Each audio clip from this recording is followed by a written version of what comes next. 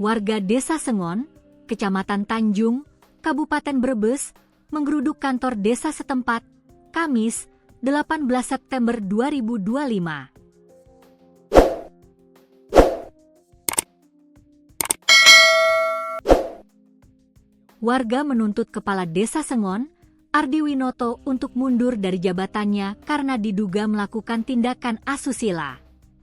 Warga menganggap perilaku Ardi sudah tidak sesuai etika dan norma seorang kepala desa.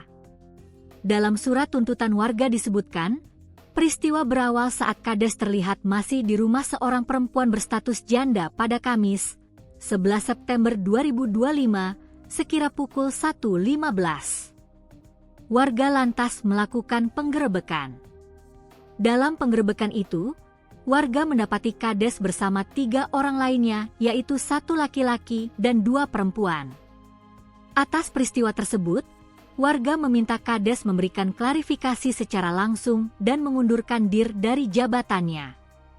Warga memberikan waktu 2 hari kepada Kades untuk memberikan klarifikasi secara langsung.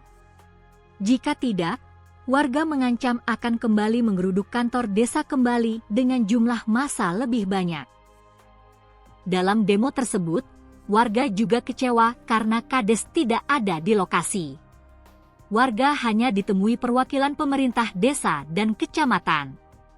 Abdul Karim mengatakan, Kades Sengon sudah melakukan pernikahan namun hanya nikah secara agama. Dari hasil pernikahnya bahkan sudah mempunyai anak. Pak Kades sudah punya anak, tapi dari nikah siri. Harusnya seorang pejabat nikah resmi bukan siri, kan tidak diperbolehkan, ujar Abdul Karim perwakilan warga. Warga mengancam, jika selama 2 hari tidak ada klarifikasi akan menurunkan paksa Kades dari jabatannya. Kami akan beramai-ramai turunkan seorang Ardi Winoto sebagai Kepala Desa Sengon, tandasnya.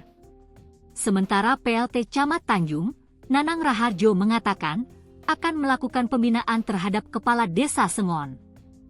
Kami siap memfasilitas permintaan warga, bahkan kami bersama Forkompinca mengundang Kades untuk klarifikasi, pungkasnya.